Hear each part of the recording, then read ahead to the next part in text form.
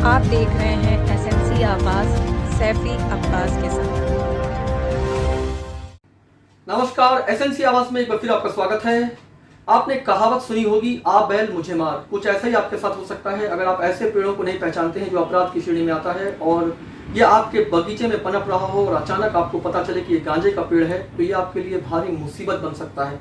मेरा दावा है कि सिंगरौली जिले में से बहुत सारे लोग हैं जो गांजे के पेड़ को पहचानते नहीं होंगे और उसकी खूबसूरत पत्ती को देखकर इसका आकर्षण, कई बार आपको ऐसा लगेगा ये शो प्लांट जैसा है, लेकिन वाकई में ये आपके लिए भारी मुसीबत भी बन सकता है।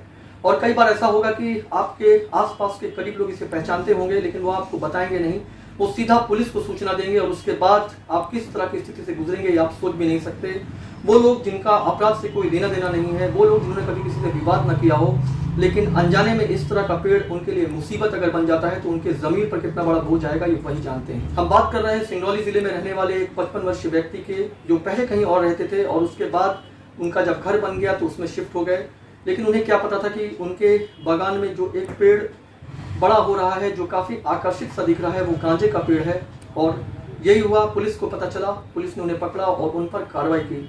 लेकिन हकीकत यह है कि अपराध से उनका दूर दूर से कोई लेना देना नहीं था, वो किसी विवाद में कभी नहीं थे, सरल जीवन जी रहे थे। लेकिन गांजे का पेड़ अगर उनके बागान में मिला है तो कार्रवाई तो होगी। कई बार ऐसा होता है कि क्षेत्र में गांजे बिक रहे होते हैं, नशीला पदार्थ बिक रहा होता है, लेकिन उन्हें पुलिस नहीं पकड़ पाती है। कई बार उन पर जो अंकुश लगाया जाता है वो प्रभावी नहीं होता है और कई बार सेटिंग का खेल भी दिखाई देता है। लेकिन आप यकीन मानिए, आपका चाहे अपराध से कोई लेना देना ना हो, लेकिन अगर गांजे का पेड़ आपके यहाँ मिला या इस तरह का कोई दूसरा पेड़ मिला जो अपराध की श्रेणी में आता है, तो शायद आप अपने आप को बचा नहीं पाए। इस क्षेत्र में चाहे कोई कितना भी बड़ा जुआरी हो, वो जुआ खेल रहा हो और आपका जुआ से दूर दूर से भी कोई लेना देना ना हो, लेकिन ताश की गड्डी अगर आपके पास मिल जाए तो आप सबसे बड़े जुआरी भी साबित हो सकते हैं, क्योंकि आप इस खेल के खिलाड़ी नहीं हैं। इसीलिए आप गांजे के पेड़ को पहचानिए और इस बात को हमेशा ध्यान रखिए कि अगर ये आपके यहाँ होता है तो आप इसे या तो नष्ट करिए या इसकी सूचना पुलिस को दीजिए, क्योंकि इसके बाद जिस स्थिति से आप गुजरेंगे आपका जमीर आपको उबरने नहीं देगा। इसके साथ साथ पुलिस काफी बेहतर जानती है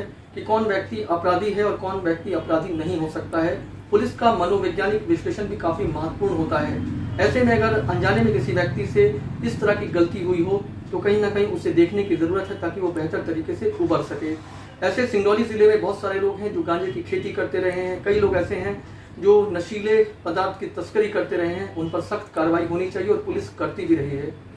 लेकिन ये बातें सिर्फ इतनी ही नहीं है, क्षेत्र में गली मोहल्ले और नुक्कड़ों में आखिर नशे की सामग्री कैसे बिक रही है, गांजे की खेप लोगों तक कैसे पहुंच रही है, इसका मतलब कोई तो है जो इसे यहाँ लोगों तक पहुंचा रहा है। नशे के तस्कर सक्रिय हैं, पुलिस उन पर प्रभावी कार्रवाई क्यों नहीं कर पा रही है, ये भी अपने आप में एक बड़ा सवाल है। एसएनसी आवाज के साथ सैफी अब्बास।